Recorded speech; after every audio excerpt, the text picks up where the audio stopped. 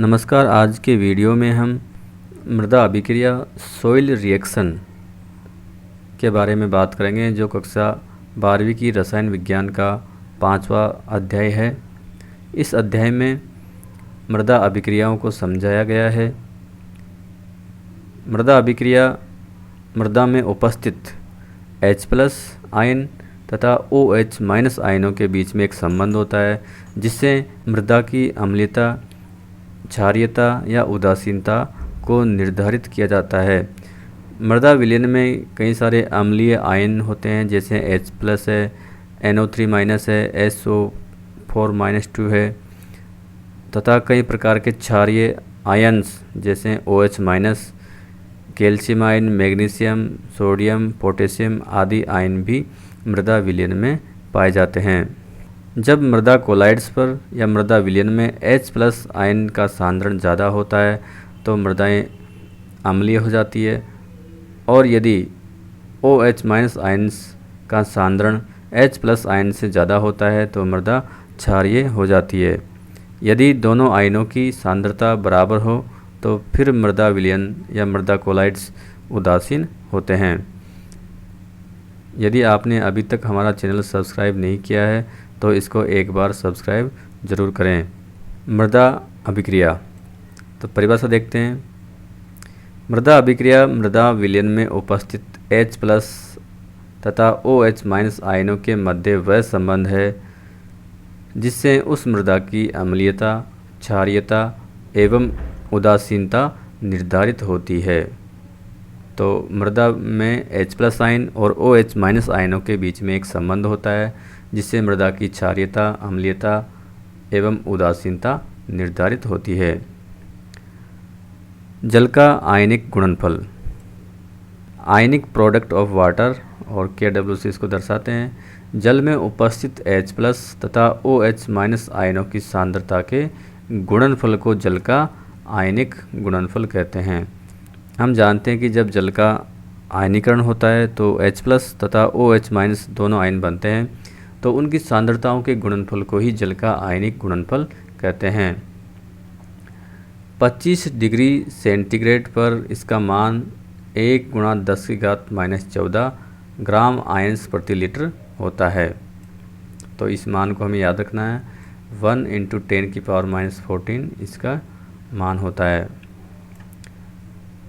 pH, इसकी खोज SPL Sorensen नामक वैज्ञानिक ने की थी। तो इसको हमें याद रखना है। SPL सोरेनसन नामक वैज्ञानिक ने सन 1909 में pH की खोज की थी। परिभाषा देखते हैं। 1 लीटर आयतन में उपस्थित हाइड्रोजन आयन्स की सांद्रता के ऋणात्मक लघुगणक को pH कहते हैं। तो परिभाषा में याद होनी चाहिए। 1 लीटर आयतन में उपस्थित हाइड्रोजन आयन्स की सांद्रता के ऋणात्मक लघुगणक को pH कहते हैं। तो इस फॉर्मूले द्वारा pH को लिखा जाता है।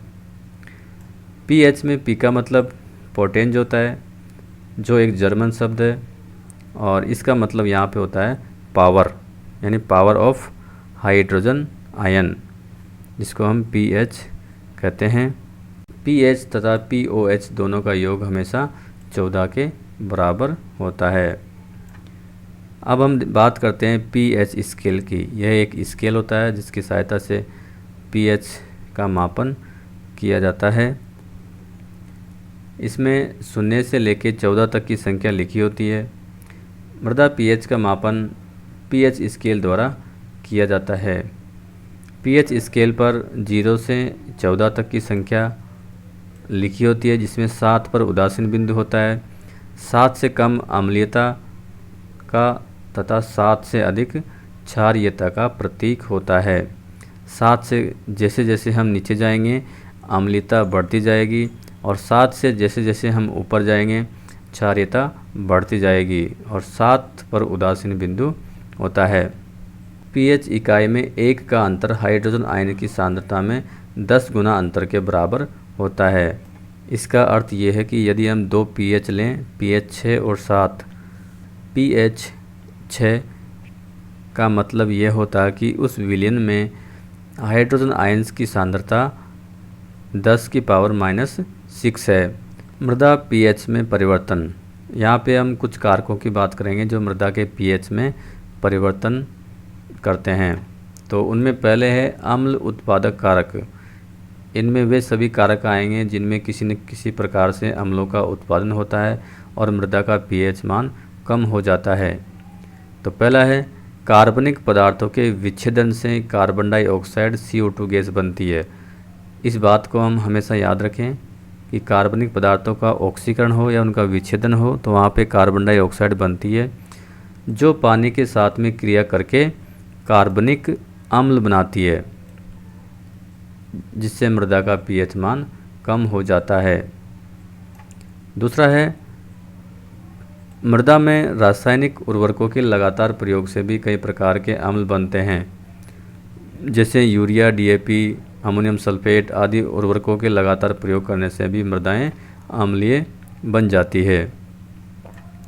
तीसरा है अधिक वर्षा वाले स्थानों पर क्षारों का निस्खलन द्वारा हानि हो जाती है, जिससे भी मृदा की अम्लता बढ़ती है।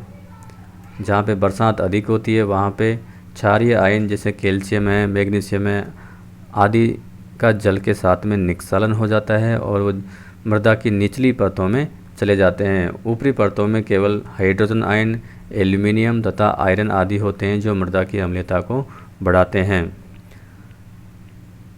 दूसरा कारक है भस्म उत्पादक कारक। वे सभी कारक इसमें आते हैं जो भस्मों के उत्पादन को बढ़ाते हैं, यानी क्षारों को बढ़ाते हैं।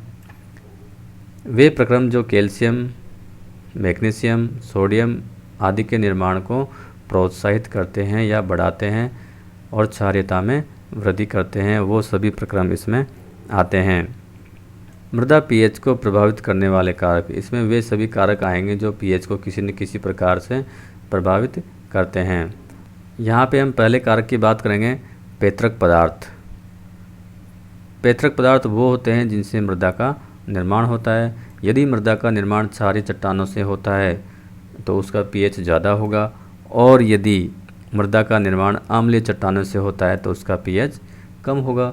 तो जिन मृदाओं का निर्माण क्षारीय चट्टानों से होता है उनका पीएच अधिक, और जिनका अम्लीय चट्टानों से होता है उनका पीएच मान कम हो जाएगा। दूसरा है अवक्षेपण। वर्षा जल के साथ में कैल्शियम एवं मैग्नीशियम निस्खलित होकर निचले संस्तरों में पहुंच जाते हैं। हम जानते हैं जहाँ पे बरसात अधिक होती है तो वहाँ पे कैल्शियम आयन, मैग्नीशियम आयन आदि निस्खलित होकर निचले संस्तरों में चले जाते हैं। ऊपरी संस्तरों में हाइड्रोजन आयन, एल्यूमिनियम आयन और आयरन आदि बच जाते हैं जो मृदा की अम्लता को बढ़ाते हैं और जिनसे मृदा का पीएच कम हो जाता है। तीसरा है कार्बनिक पदार्थों का विघटन। हम जानते हैं कि कार्बनिक पदार्थों के विघटन से या उनके ऑक्सीकरण से कार्बन डाइऑक्साइड गैस बनती है। कार्बनिक पदार्थों के विच्छेदन से कार्बन डाइऑक्साइड गैस बनती है जो पानी के साथ में क्रिया करके कार्बनिक अम्ल बनाती है और जिससे मृदा का पीएच मान कम हो जाता है, मृदाएं अम्लीय बन जाती है। नंबर 4 है मूल वनस्पति। जंगली वनस्पतियों से युक्त मृदा घासों से युक्त मृदाओं की अपेक्षा अम्लीय होती है। 5वां है फसल की प्रकृति। दलहनी फसलें पीएच को कम करने में सहायक है। तो दलहनी फसलों के लगातार प्रयोग से भी मृदा का पीएच हल्का सा कम हो जाता है। छठा है नाइट्रोजनी उर्वरक। नाइट्रोजन उर्वरकों का लगातार हम प्रयोग करेंगे तो मृदाएं अम्लीय बन जाती है, जैसे यूरिया और DAP। इनका लगातार प्रयोग नहीं करना चाहिए और संतुलित मात्रा में ही इनका उपयोग करें। मृदा पीएच का महत्व। मृदा पीएच का महत्व सभी के लिए होता है। पेड़ पौधों के लिए, मृदा की भौतिक संरचना के लिए, सूक्ष्म जीवों की क्रियाशीलता के लिए, और मृदा में कई ऐसी क्रियाएं होती है जैसे नाइट्रीकरण है, ह्यूमिफिकेशन है आदि। कई सारी ऐसी क्रियाएं होती है जिनके लिए भी पीएच का बहुत अधिक महत्व होता है। ये सभी क्रियाएं एक विशेष पीएच पर ही संपन्न होती है। यदि पीएच में गिरावट आए या पीएच हल्का सा बढ़ जाए तो इन गतिविधियों में, सूक्ष्म जीवों की क्रियाशीलता में, मृदा की भौतिक संरचना में, उनके गुणों में परिवर्तन हो सकता है। तो पहला इसमें मृदा पीएच का पोषक तत्वों की प्राप्यता पर प्रभाव। यानी यदि पीएच कम या ज़्यादा होगा तो पोषक तत्वों की प्राप्यता किस प्रकार से प्रभावित होती है। मृदा पीएच मृदा के रासायनिक गुणों एवं सूक्ष्म जीवों की क्रियाशीलता को सबसे अधिक प्रभावित करता है। मृदा में धनायनों जैसे calcium, magnesium, potassium, sodium, aluminium का मृदा से सीधा संबंध होता है। कम पीएच मान पर, यदि पीएच का मान कम होगा तो आयरन, मैग्नीज और एल्यूमिनियम ये अधिक घुलनशील होते हैं तथा पीएच बढ़ने पर ये हानिकारक हो जाते हैं। पीएच मान 5.5 से कम होने पर नाइट्रीकरण की प्रक्रिया धीमी हो जाती है। तीसरा है नाइट्रोजन की अधिक प्राप्यता। मृदा पीएच 6 से 8 के मध्य होती है। यह पीएच सहजीवी संबंध द्वारा नाइट्रोजन स्थिरीकरण करने के लिए भी उपयुक्त होता है। तो नाइट्रोजन की अधिक प्राप्यता 6 से 8 पे होती है और इसी पीएच पर भी सहजीवी संबंध द्वारा नाइट्रोजन स्थिरीकरण सबसे अधिक होता है। नंबर 5वां है फास्फोरस की प्राप्यता अधिकांशतः H2PO4- और HPO4-2 के रूप में होती है, जो पीएच 6.5 से 7.5 के मध्य सबसे अधिक होती है। यदि पीएच इससे कम या ज़्यादा हो तो फिर फास्फोरस की प्राप्यता प्रभावित होती है। धनायनों की प्राप्यता अम्लीय बढ़ने के साथ साथ एक सीमा तक बढ़ती है। छठा है प्राथमिक पोषक तत्व NPK, नाइट्रोजन, फास्फोरस और पोटेशियम एवं द्वितीयक पोषक तत्व सल्फर, कैल्शियम, मैग्नीशियम की मृदा में अधिकतम प्राप्यता पीएच 6.5 से 7.5 के मध्य ही होती है। इन सारी बातों का निष्कर्ष ये निकलता है कि अधिकांश पोषक तत्वों की प्राप्यता 6 से 8, पीएच मान 6 से 8 तक सबसे अच्छी होती है और यदि इस पीएच में गिरावट आए या पीएच बढ़ जाए तो इन पोषक तत्वों की प्राप्यता प्रभावित होती है। दूसरा है मृदा पीएच का सूक्ष्म जीवों पर प्रभाव। हम जानते हैं कि सूक्ष्म जीव मृदा में बहुत क्रियाशील होते हैं और कई सारी गतिविधियों को संपन्न करते हैं। कार्बनिक पदार्थों का विच्छेदन करते हैं, नाइट्रीकरण करते हैं और नाइट्रोजन स्थिरीकरण आदि में भी वो सहयोग करते हैं। तो वो भी एक निश्चित पीएच पर ही क्रियाशील होते हैं। यदि पीएच बढ़ जाए या पीएच में कमी आ जाए तो फिर इन सूक्ष्म जीवों की क्रियाशीलता प्रभावित होती है। अधिकांश सूक्ष्म जीव उदासीन या हल्की क्षारीय मृदा में सक्रिय रहते हैं। पीएच 5.5 से कम होने पर इनकी संख्या में कमी आ जाती है और इनकी क्रियाशीलता भी कम हो जाती है। सहजीवी और असहजीवी दोनों प्रकार के नाइट्रोजन स्थिरीकरण करने वाले जीवाणुओं की क्रियाशीलता के लिए उदासीन या हल्के क्षारीय मृदा अधिक अच्छी होती है। तो नाइट्रोजन स्थिरीकरण करने वाले दोनों प्रकार के जीवाणुओं के लिए उदासीन या हल्के क्षारीय मृदा अधिक अच्छी होती है, अर्थात पीएच 7 से 8 तक ये जीवाणु अच्छी तरह से क्रियाशील रहते हैं। सभी सूक्ष्म जीवों के लिए उपयुक्त पीएच मान 6 से 7 होता है, इसमें ये अधिक क्रियाशील रहते हैं। अधिकतर पौधों की वृद्धि उदासीन मृदाओं में सबसे अच्छी होती है। नंबर 3, पौधों पर मृदा पीएच का प्रभाव। अम्लीय मृदा में पौधों की जड़ें पतली हो जाती है और संख्या में भी कम हो जाती है, जिससे पादपों की वृद्धि रुक जाती है। जबकि क्षारीय मृदाओं में OH- आयनों की बहुलता के कारण जड़ों का विकास रुक जाता है और OH- आयनों का पौधों की जड़ों पर विषैला प्रभाव पड़ता है। पौधों एवं फसलों के लिए उपयुक्त पीएच 6.5 से 7.5 होता है। कुछ फसलों के लिए यहाँ पे पीएच प्रास दी गई है जो उन फसलों के लिए उपयुक्त होती है। जैसे गेहूं के लिए 6 से 7.5 तक पीएच सही रहता है।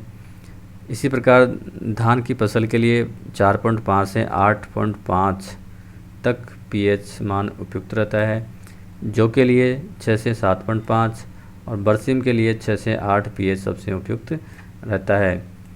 नंबर 4, पीएच का पादप रोगों पर प्रभाव। कई प्रकार के रोग ऐसे होते हैं जो विशेष प्रकार के पीएच पर अधिक होते हैं। कुछ रोग ऐसे होते हैं जो अम्लीय मृदाओं में होते हैं और कुछ रोग ऐसे होते हैं जो क्षारीय मृदाओं में होते हैं। इन प्रकार के रोगों को पीएच में परिवर्तन करके रोका जा सकता है। जैसे क्रूसीफेरी कुल के पौधों में होने वाला फिंगर एंड टो एक बीमारी का नाम है। फिंगर एंड टो नामक रोग अम्लीय मृदाओं में अधिक होता है, अतः इन्हें अम्लीय मृदाओं में नहीं उगाना चाहिए या मृदा में चूने का प्रयोग करना चाहिए। तो जो क्रूसीफेरी कुल के पौधे हैं जैसे सरसों है, गोभी है, मूली है, तो इनमें फिंगर एंड टो नामक रोग होता है जिसमें जड़ों की अनियमित वृद्धि हो जाती है। इस चित्र में आप देख सकते हैं फिंगर एंड टो। तो इस बीमारी से बचने के लिए इन पौधों को अम्लीय मृदाओं में नहीं उगाना चाहिए या उगाएं तो वहाँ पे चूने का प्रयोग करना चाहिए। दूसरा है आलू का चर्म रोग, पोटैटो स्कैब, जो आलू के ऊपर स्किन पर होता है। यह उदासीन एवं क्षारीय मृदाओं में अधिक फैलता है जबकि अम्लीय मृदाओं में यह नहीं होता। तो आलू को हम अम्लीय मृदाओं में उगा सकते हैं। तो वहाँ पे पोटैटो स्कैब ये रोग है, पोटैटो स्कैब, और एक प्रकार का आलू में चर्म रोग होता है तो वहाँ पे अधिक होता है और तो इसलिए इन्हें अम्लीय मृदा में उगाना चाहिए। नंबर 3, जई का ग्रे फ्लेक भूरा धब्बा रोग। ग्रे फ्लेक भूरा धब्बा रोग मैग्नीज की कमी से होता है और यह उदासीन मृदा में अधिक होता है। तो ये जई का ग्रे फ्लेक भूरा धब्बा रोग है जो उदासीन मृदाओं में ज़्यादा होता है। नंबर 4, गेहूं में टेकोल एक प्रकार की कवक जनित बीमारी है जो गेहूं के पादप की जड़ों में पाई जाती है। तो ये क्षारीय मृदाओं में अधिक तीव्रता से फैलता है। तो गेहूं की फसल को यदि हम हल्की अम्लीय मृदाओं में उगाएंगे तो वहाँ पे उनकी वृद्धि अच्छी होती है और ये बीमारी वहाँ पे नहीं पाई जाएगी जिसका नाम है टेकोल। तो जड़ें कवक से संक्रमित होती है और अंत में उनकी मृत्यु हो जाती है। उपरोक्त सभी बीमारियों को पीएच में परिवर्तन करके दूर किया जा सकता है। नंबर 5, पीएच का मृदा के भौतिक गुणों पर प्रभाव। पौधों की उचित वृद्धि के लिए मृदा का वातित का मतलब होता है उसमें वायु की उपयुक्त मात्रा होनी चाहिए, दानेदार उसकी संरचना होनी चाहिए और कार्बनिक पदार्थ युक्त होना बहुत ही आवश्यक है। कार्बनिक पदार्थ पोषक तत्वों के स्रोत होते हैं। तो मृदा का वातित होना चाहिए यानी उसमें वायु की अच्छी मात्रा होनी चाहिए जिससे सूक्ष्म जीव क्रियाशील रह सके। यदि वहाँ पे वायु की मात्रा कम होगी तो सूक्ष्म जीवों की क्रियाशीलता में कमी आएगी और कई प्रकार की क्रियाएं वहाँ पे नहीं हो पाएगी। दानेदार संरचना होनी चाहिए और कार्बनिक पदार्थ भी मृदा में होने चाहिए। अम्लीय मृदाओं में रंध्रावकाश कम हो जाता है जिससे सूक्ष्म जीव का जीवन असंभव हो जाता है। क्षारीय मृदा में नीचे की मृदा ठोस बन जाती है जिससे पादपों की वृद्धि ठीक प्रकार से नहीं हो पाती और उनकी जड़ों का विकास वहाँ पे अवरुद्ध हो जाएगा।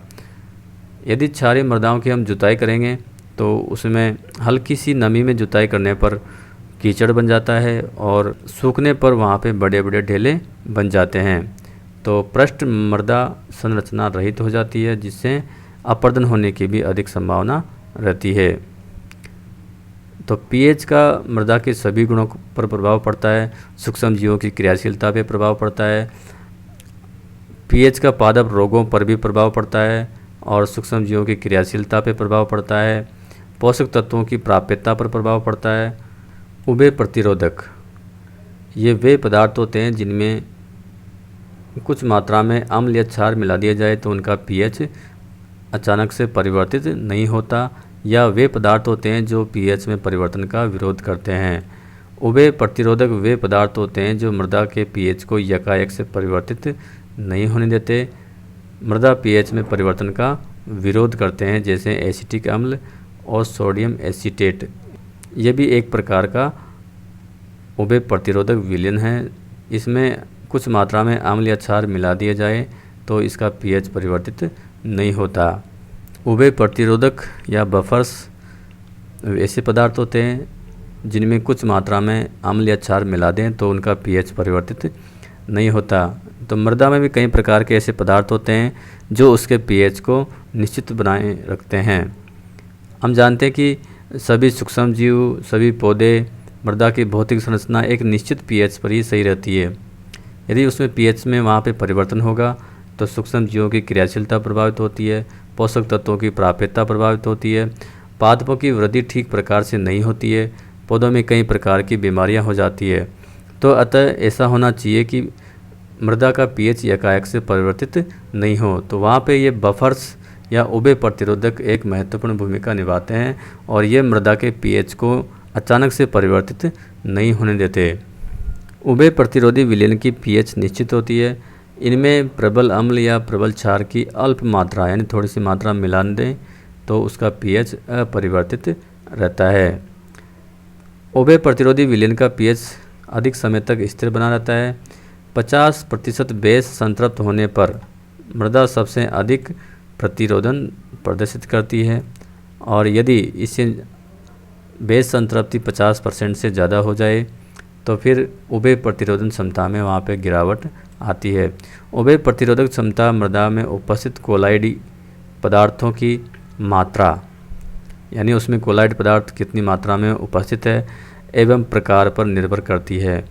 हम जानते हैं कि कोलाइड्स पदार्थ अकार्बनिक और कार्बनिक दोनों प्रकार के होते हैं। कार्बनिक कोलाइड्स में ह्यूमस आता है और अकार्बनिक कोलाइड में सिलिकेट क्ले आती है, जिसमें मोंट मोलिनाइट, केओलिनाइट और इलाइट समूह पाए जाते हैं। तो उनके प्रकार और उनकी मात्रा पर मृदा की उभय प्रतिरोधन क्षमता निर्भर करती है। उभय प्रतिरोधन क्षमता का महत्व। मृदा पीएच का स्थायीकरण। मृदा पीएच में अचानक परिवर्तन होने से पौधे के पोषक तत्वों की प्राप्यता पर प्रभाव पड़ता है, पेड़ पौधों एवं सूक्ष्म जीवों को हानि पहुंचती है। तो उभय प्रतिरोधन क्षमता इस कठिनाई को दूर करता है, अर्थात मृदा का पीएच अचानक से परिवर्तित नहीं होता। यदि मृदा का पीएच अचानक से परिवर्तित हो जाए तो सूक्ष्म जीवों और पेड़ पौधों को उससे हानि उठानी पड़ती है। तो इस परेशानी को उभय प्रतिरोधन क्षमता दूर करती है। यदि वीडियो पसंद आया हो तो वीडियो को लाइक करें और चैनल को सब्सक्राइब करें और इसी प्रकार के अन्य वीडियो देखने के लिए हमारा चैनल देखते रहिए स्टार साइंस। धन्यवाद।